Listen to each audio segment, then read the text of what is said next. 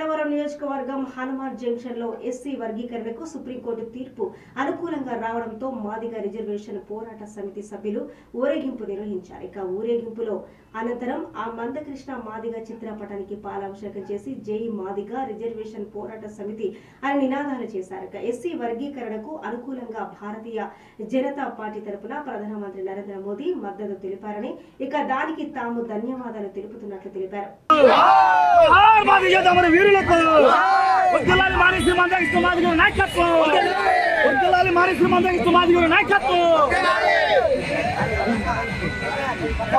దయచేసి అందరూ దయచేసి అందరూ అర్థం చేసుకోండి.